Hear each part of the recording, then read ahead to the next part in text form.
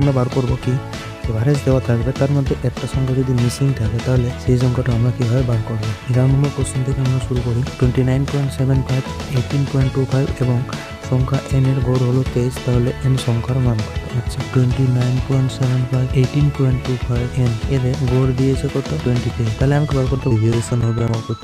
0। তবে তো আমার ডেভিয়েশন যখনই 0 হবে তবে তো আমার গড় 23 আছে। আচ্ছা, তাহলে এখান থেকে এর ভ্যালু আমরা কত পেলাম? -2। তাহলে আমার শেষে অ্যান্সার এসে কত দাঁড়ালো? 23 - 21। তাহলে n এর মান আমরা কত পেলাম? 21। বোঝা গেছে?